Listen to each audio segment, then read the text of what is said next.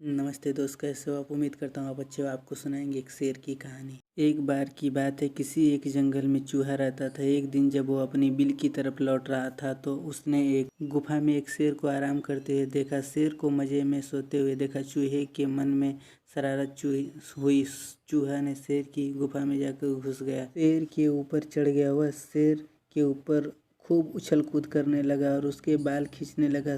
चूहे की शरारत से शेर की नींद खुल गई और उसने चूहे को अपने नुकीले पंजों में दबोच लिया। चूहे ने जब शेर के पंजे में खुद को पाया तो समझ गया चुका था कि शेर के गुस्से से अब उसे कोई नहीं बचा सकता और आज उसकी मौत तय। चूहा बुरी तरह डर गया और रो रो कर शेर से विनती की कि शेर जी मुझे मत मारो, शेर जी मुझे मत मारो, मुझसे भूल हो गई, मुझे जाने दो। अगर आज आप मुझे जाने देंगे तो मैं आपके बहुत उपकार के बदले में भविष्य में जब भी आपको किसी की मदद की ज़रूरत होगी मैं आपकी मदद करूंगा। चूहे की बात सुनकर शेर की हंसी निकल गई। शेर ने कहा तुम तो खुद इतने छोटे हो, मेरी मदद क्या करोगे। चूहे की विनती सुनकर शेर को उस पर दया आ गई और उसने चूहे को छोड़ दिया। चूहे ने शेर को धन्यवाद बोला और वहाँ से चला गया। कुछ दिनों बाद जब शेर खाने की तलाश में इधर उधर घूम रहा था, अचानक किसी शिकारी के फैलाए जाल में फंस गया। शेर ने खुद को जाल से निकालने की भरपूर कोशिश की लेकिन निकल नहीं पाया।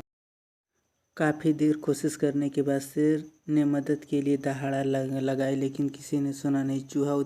उस समय चूहे ने शेर की दहाड़ की आवाज़ सुनी। वो भागकर शेर के पास पहुंचा और शेर को जाल में फंसा देखकर उसने बिना देर करते हुए अपने नुकीले दांतों से जाल को काटना शुरू किया और कुछ ही देर में उसने पूरे जाल को काटकर शेर को बाहर निकाला। चूहे की यह मदद देखकर शेर की आंखों भर आई।